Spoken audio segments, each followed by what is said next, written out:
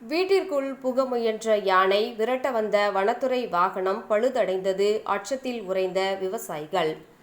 கோவை மாவட்டம் தொண்டாமுத்தூர் மதுக்கரை ஆனைக்கட்டி பகுதியில் தற்போது ஏராளமான யானைகள் நடமாட்டம் காணப்படுகின்றது. கோடை காலம் முடிந்து தற்போது தென்மேற்கு பருவமழை துவங்கியுள்ள நிலையில் வனப்பகுதியில் புற்கள் முளைக்க துவங்கியுள்ளதால் வன விலங்குகளுக்கு தேவையான உணவுகளை வனப்பகுதிக்குள் கிடைத்து வருகின்றது. எனினும் ஒரு சில யானைகள் மாலை மற்றும் இரவு நேரங்களில் வனப்பகுதியிலிருந்து வெளியேறி அருகில் உள்ள கிராமங்களில் புகுந்து அங்குள்ள விளைநிலங்களை சேதப்படுத்தியும் பயிர்களை சாப்பிட்டும் வருகின்றது.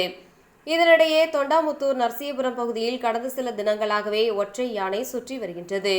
இரவு நேரத்தில் குடியிருப்பு பகுதிகளை குறிவைத்து அங்கு செல்லும் யானை வீட்டில் வைக்கப்பட்டிருக்கும் ரேஷன் அரிசி மற்றும் மாடுகளுக்கு வைக்கப்பட்டிருக்கும் உணவுப் பொருட்களையும் சாப்பிட்டு வருகின்றது.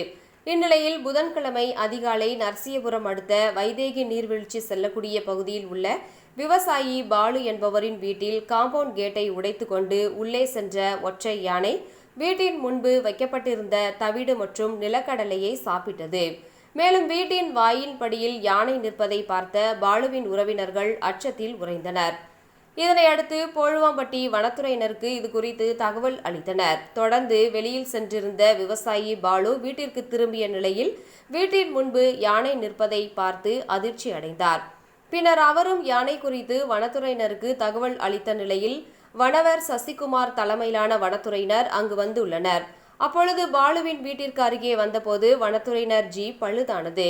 இதனையடுத்து அங்கிருந்து செல்ல முடியாமல் இருந்த வனத்துறையினருக்கு அப்பகுதி மக்கள் தங்களுடைய வாகனத்தை வனத்துறையினருக்கு அழைத்து சென்று யானையை விரட்டினர். இதுகுறித்து அப்பகுதி விவசாயிகள் கூறுகையில், மேற்கு தொடர்ச்சி மலை அடிவாரத்தில் தங்களுடைய கிராமம் அமைந்துள்ளதால் எப்பொழுதும் யானைகள் நடமாட்டம் காணப்படுகின்றது. இரவு நேரங்களில் வனத்தில் இருந்து வெளியேறும் யானைகள் விவசாய நிலங்களில் புகுந்து சேதப்படுத்தி வந்த நிலையில் தற்போது வீடுகளை குறிவைத்து யானைகள் வருகின்றது. குறிப்பாக ரேஷன் அரிசி மற்றும் மாடுகளுக்கு வைக்கப்படும் புண்ணாக்கு தவிடுகளையும் சாப்பிடுவதாகவும் வீட்டின் கதவுகளை உடைத்துக் கொண்டு உள்ளே செல்வதால் பொதுமக்களின் உயிருக்கு ஆபத்தும் ஏற்பட்டுள்ளது. இதை தவிர யானையை விரட்ட வரும் வனத்துறையினருக்கு சரியான வாகனங்கள் இல்லாததால் அவர்கள் யானையை விரட்ட முடிவதில்லை. யானையை விரட்ட ஒதுக்கப்படும் வாகனங்களை முறையாக பராமரிக்காததால் வாகனம் பழுதடையவும் விவசாயிகள் குற்றம் சாட்டினர்.